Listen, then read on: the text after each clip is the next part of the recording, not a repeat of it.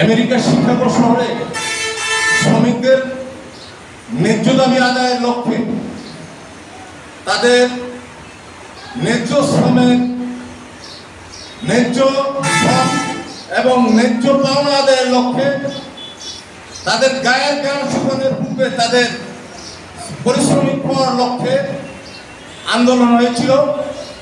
সেই আন্দোলনে অসংখ্য শ্রমিক ভাইয়েরা মৃত্যুবরণ করেছিল। আর সেই মৃত্যুবরণের সেই দিবসটি শুধু বাংলাদেশে নয়, জাতীয়ভাবে নয়, সারা বিশ্বে এই শ্রমিক দিবসকে, পয়লা মে শ্রমিক দিবসকে একটি জাতীয় দিবস হিসেবে ঘোষণা দিয়েছে। নেতৃত্বে আগামী দিনে আপনারা ঐক্যবদ্ধ থাকবেন, সকল আন্দোলন সংগ্রামের কর্মসূচিতে অংশগ্রহণ করবেন। আজ এম এ হান্নান সাহেবকে কেন্দ্রীয় কমিটি থেকে নেতৃত্ব দেওয়ার এবং তারেক রহমানের পক্ষ থেকে নেতৃত্ব দেওয়ার জন্য নেতৃত্বে বিশ্বাসী।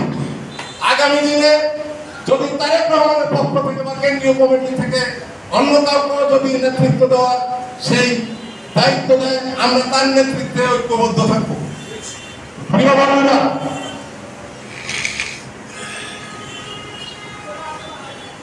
গত 28 তারিখে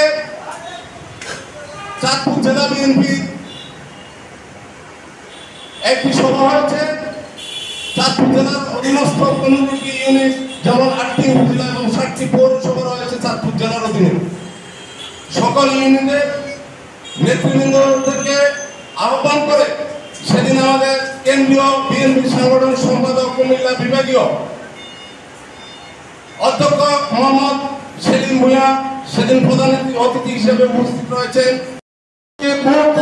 ভোট কেন্দ্রে যায় এবং কারোর পক্ষে নির্বাচন করে তাদের বিরুদ্ধে সাংগঠনিক কঠোর ব্যবস্থা নেওয়া হবে।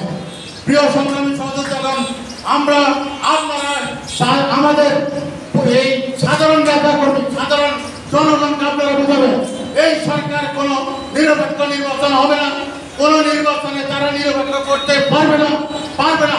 আমাকে আমাদের উপজেলা আওয়ামী লীগের সেক্রেটারি জিজ্ঞাসা করেছিল যে পৌর উপজেলা নির্বাচনে আমরা অংশগ্রহণ করবো কিনা।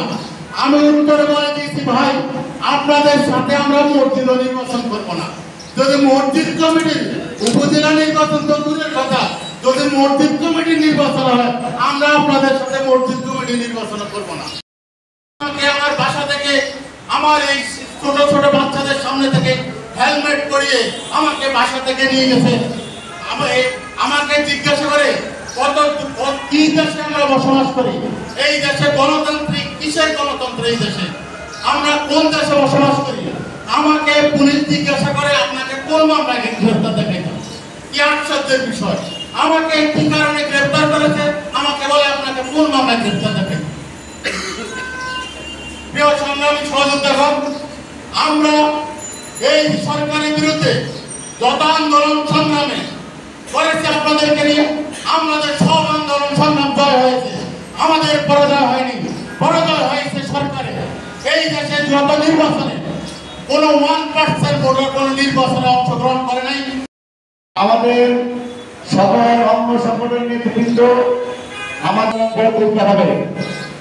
আমরা যদি পরে বসে বড় বড় বক্তব্য দিই, আমাদের দলের পক্ষ থেকে আমাদের ভারপ্রাপ্ত চেয়ারম্যান একই কথা বলেছে। আমাদের একটি অঙ্গীকার, শহীদ প্রেসিডেন্ট জিয়াউর রহমান একটি